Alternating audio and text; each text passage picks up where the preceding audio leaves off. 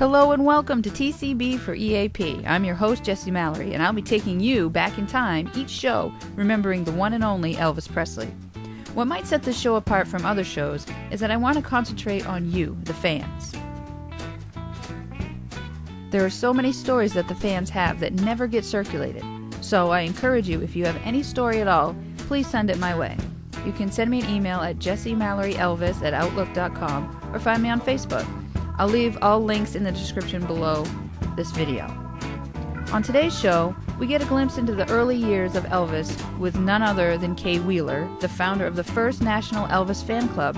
And if that job title were not enough, Kay actually dated Elvis. Part 1 with Kay Wheeler is in store for you today.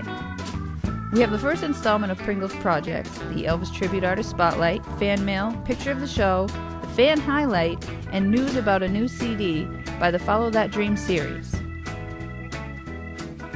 A little about myself. My name is Jessi Mallory, and I've been an Elvis fan since the age of 4. I'm now a working Elvis tribute artist, and I enjoy making people happy and bringing back memories for them. A link to my website is in the description below. It's hard to explain to a non-Elvis fan what being an Elvis fan is like. It's like there's a piece of him in all of his fans. He's left such a mark on this world. I really feel that they broke the mold when they made Elvis. His legacy continues to this day and shows no sign of stopping. We could thank his loyal fans for that.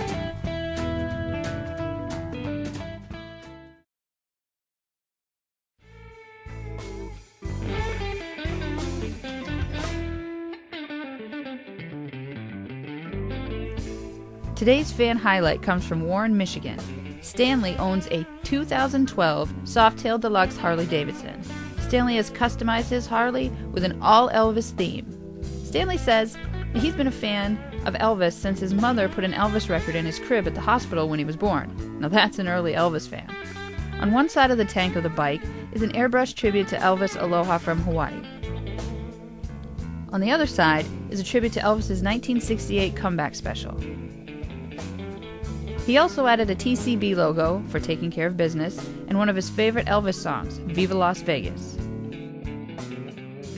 Check out some of the other artwork. Stanley didn't stop there with his Elvis bike. He has autographs ranging from Elvis's jeweler Lowell Hayes to Elvis's mechanic. Mark James wrote Suspicious Minds. Jack Soden, the vice president of Elvis Presley Enterprises, he even signed it. You'll see Red West's signature, George Klein, and Marion Justice Cock, Elvis's nurse, who will also be interviewing later on in another broadcast. Stanley doesn't just let anyone sit on his bike, but he has made a few exceptions. Lowell Hayes, Red West, and his dear friend Gloria. Stanley insists that at this year's Elvis Week, he will get Priscilla and Lisa Marie to sign it. I have no doubt that he will succeed. As you can see, Stanley is a true Elvis fan. And Stanley, if you're listening/watching, we look forward to seeing more of your collection.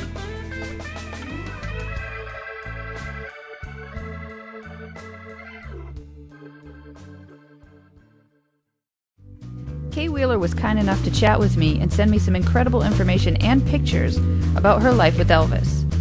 As I mentioned before, Kay Wheeler was the founder of the first National Elvis Fan Club, secured him a huge show in Dallas, Texas, and dated him as well. Kay was also in a few motion pictures, but we'll get to that later.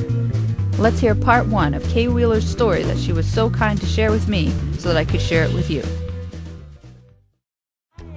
It all started with my being caught up in the mystery of Elvis. In those early days, it was Elvis who was giving out the news in the South and in Texas that not only was rock and roll here, he was here. My sister Linda and I had our first Elvis encounter quite by chance one night when we were searching for a black rhythm and blues radio station in Dallas, Texas. And we did a freeze frame as we heard the sounds of a song called Mystery Train rumbling into our bedroom in the wee small hours. Though I had a growing obsession for rhythm and blues, nothing had prepared us for what we heard that night. I turned up the volume as loud as it would go, and we stared wide-eyed at one another. Who and what was this? The DJ revealed that we had just heard Elvis Presley live at the Big D Jamboree. Not fully recovered, Elvis began belting out "Good Rockin' Tonight," and for the first time in our little world, there really was. We looked at each other and realized we'd never heard of this Elvis Presley. How could somebody completely unknown affect us in such a way? Because for the first time in a long, long time, we were excited. And there was something to be excited about. This was a major event. To us, it meant that rock and roll had arrived in our town, and this unknown Elvis Presley, whoever he was making it happen.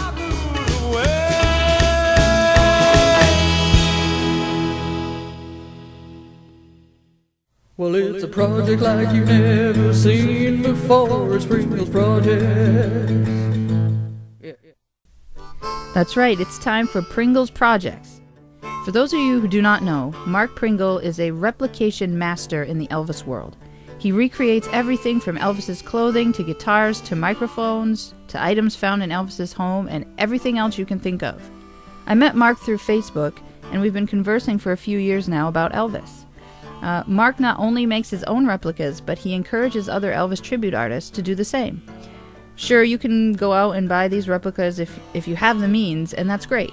But having tried my hand at recreating Elvis's items for my show, I found that it gives me a deeper connection to my show and gives me things to talk about to the fans. What we have on Pringle's Projects today is Mark's replica of Elvis's Martin D-28 that he used from 1955 to 1956. Mark used Naugahyde and permanent magic markers to recreate this iconic guitar cover.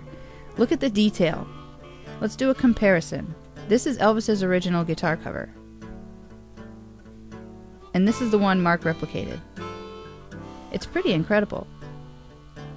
You can find Mark on Facebook if you type in Mark Lee Pringle. He is always willing to answer questions about his craft and offer advice. The big question Mark is always asked is, can you make me some replicas? His answer for the time being is no.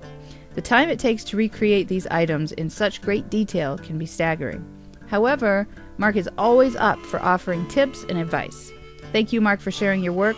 I'm sure the viewers can't wait to see the next installment.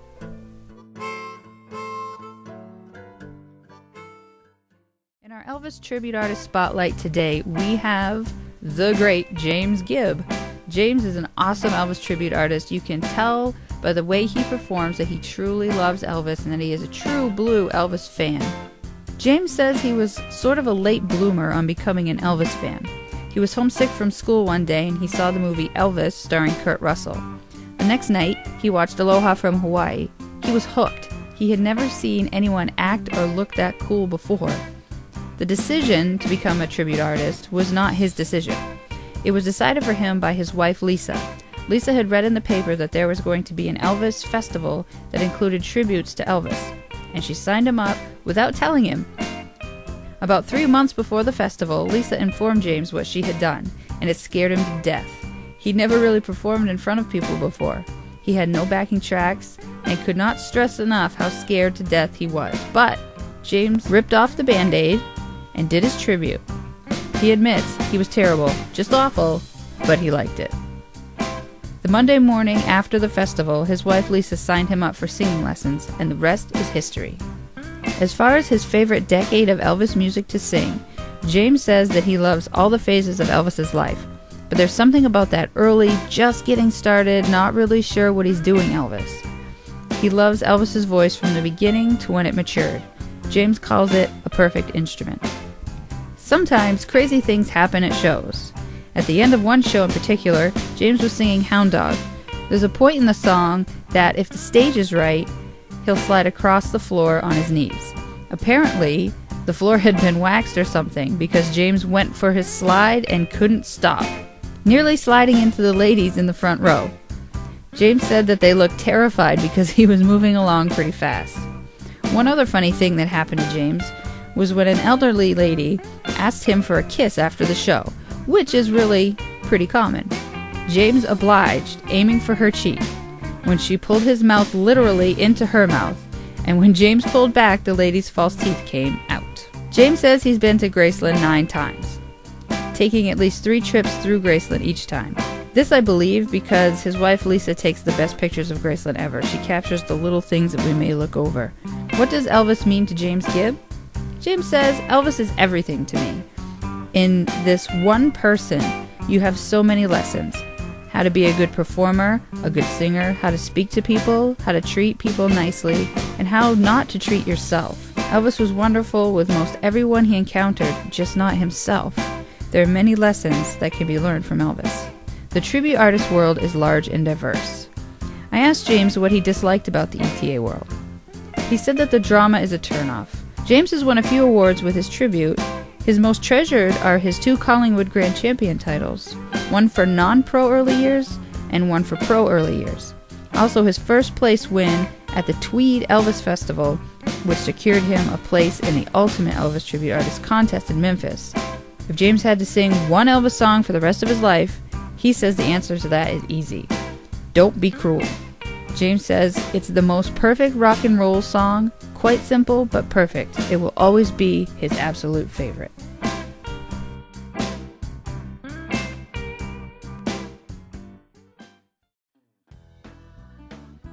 Here's a little CD news from the Follow That Dream series.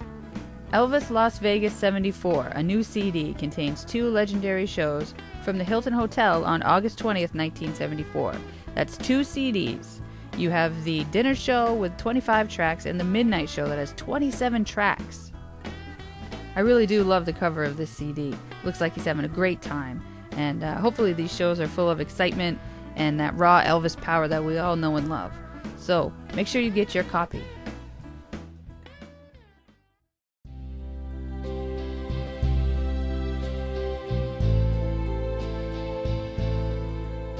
Today's fan mail comes from Tammy in Lincoln, Nebraska. Tammy writes, Dear Jessi, it all started when I was a teenager listening to Elvis on the radio when I could. My parents didn't want me to listen to him on the radio or watch him on TV. When I knew he was going to be on the radio, I would listen under my blankets in bed. One time when I was singing at church, people would come up to me and say, You sound just like Elvis.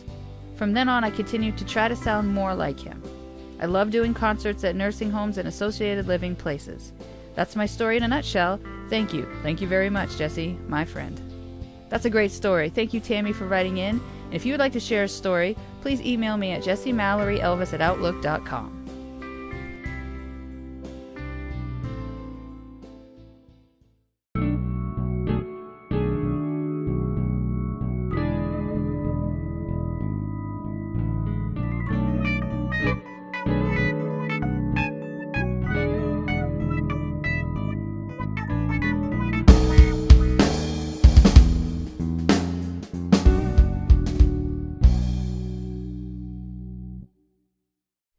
Well, my friends, that's it for my first show. I want to thank you so much for supporting it. And as always, please hit that subscribe button. It will notify you every time I post a new show. And please feel free to share this on your social media, your Twitter, your Facebook, whatever you can. We want to get the word out about Elvis. We want to get the word out about this show.